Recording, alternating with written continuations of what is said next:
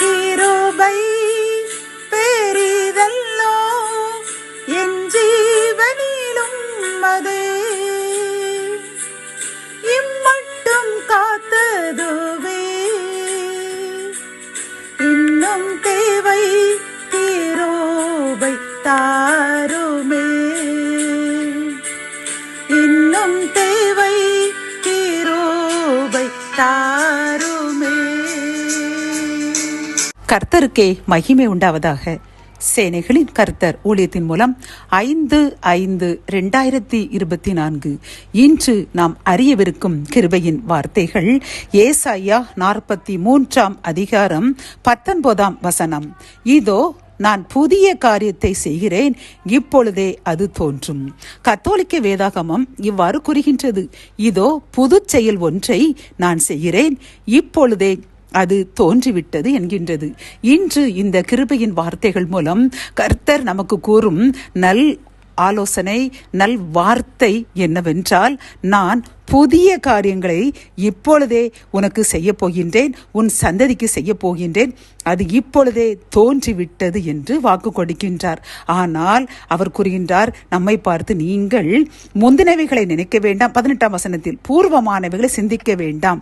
அதாவது முன்பு நடந்ததை பற்றி, நம்முடைய உறவினர்கள் நண்பர்களுக்கு நடந்ததை பற்றி நமக்கும் இப்படித்தான் நடக்கும், இப்படி செய்தால் இப்படி நடக்கும் என்று நாம் மனதில் கற்பனையாக பிறரை பார்த்து அப்படி செய்வோம் இப்படி செய்வோம் என்று நினைத்து கொண்டிருக்கின்றோம். கர்த்தர் கூறுகின்றார், அதை நினைக்காதே, அப்படிப்பட்ட செயல்களை நீ செய்ய வேண்டாம். ஆனால் நான் உனக்கு புதிய காரியத்தை செய்து விட்டேன். அது மட்டுமல்ல, அது அந்த காரியம் எப்படி இருக்கும் என்றால், வனாந்தரத்தில் வழியை உண்டாக்கவும் அவாந்தர வெளியிலே ஆறுகளையும் உண்டாக்குவேன். இது உலகத்தில் உலக பிரகாரமான காரியத்தில் நடக்காது. ஆனால் நான் கர்த்தர், நான் உலகத்தை படைத்தவர், நான் இதை போன்று வனாந்தரத்தில் எப்படி வழி உண்டாக்க முடியாததை நான் உண்டாக்குவேனோ, அவாந்தர வழியில் ஆறுகளை உண்டாக்க முடியாது ஆனால் நான் உண்டாக்குவேனோ, இதை போன்று உனக்கும் உன் சந்ததிக்கும் நான் புதிய காரியத்தை செய்ய போகின்றேன் என்று கர்த்தர் வாக்கு கொடுக்கின்றார். இதை 21ஆம் வசனத்தில், இந்த ஜனங்களை எனக்கென்று ஏற்படுத்தினேன், இவர்கள் என் துதியை சொல்லி வருவார்கள்.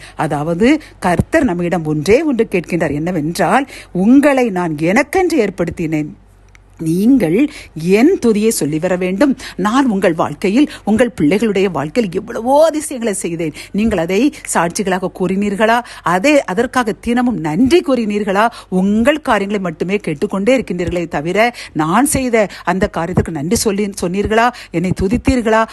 ஆகவே நான் இவ்வளவு நாளும் வேதனையாக இருந்தேன், வருத்தப்பட்டேன். இப்பொழுது நான் வெளிப்படையாக உங்களுக்கு கூறுகின்றேன், நீங்கள் நான் செய்த காரியத்திற்கு நன்றி கூறுங்கள், என்னை துதியுங்கள்.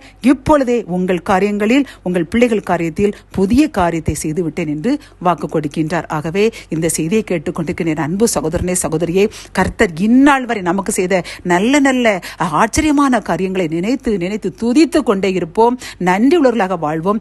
இன்றே புதிய காரியம் நமது வாழ்விலும் நம் பிள்ளைகளின் வாழ்விலும் நடக்கப் போகின்றது. ஜெபம். என் அன்பு தகப்பனே, இந்த கிருபையின் வார்த்தைகள் மூலமாக நான் புதிய காரியத்தை செய்கின்றேன், இப்பொழுதே அது தோன்றிவிட்டது என்று கூறீர்களப்பா. ஆனால் நீங்கள் கூறுகின்றீர்கள், நான் உங்களுக்கு முன்னால் செய்த அந்த நன்றிகளை நீங்கள் நினைத்து என்னை துதித்தீர்களா? நன்றி கூறினீர்களா? நன்றி கூறாமல் விட்டுவிட்டீர்களே. நான் செய்ய தாமதிக்கின்ற இந்த காரியத்தை நினைத்தே புலம்பிக் கொண்டே இருக்கின்றீர்களே. நான் செய்த நன்மைகளை நீங்கள் நினையுங்கள், அதற்கு நன்றி கூறுங்கள். அப்பொழுது நான் நீங்கள் எதிர்பார்த்து கொண்டிருக்கின்ற காரியத்தில் எல்லாரும் ஆச்சரியப்படக்கூடிய அளவிற்கு புதிய காரியத்தை செய்கிறேன் என்று எங்களுக்கு வாக்கு கொடுத்திருக்கீங்கப்பா. அதற்காக வருந்துகின்றோம். நீங்கள் செய்த நன்மைகளாக மறந்து நீங்கள் இதை செய்ய வேண்டும், இதை செய்ய வேண்டும், அநீதினம் உங்கள்கிட்ட விண்ணப்பத்திற்காக தான் சமயம் வருகின்றோம். இதை நினைத்து யார் யாரெல்லாம் இப்படி நன்றி சொல்ல மறந்ததற்காக வருந்துகின்றார்களோ அவர்களுக்காக ஜெபிக்கின்றோம். எங்களை மன்னியுங்க.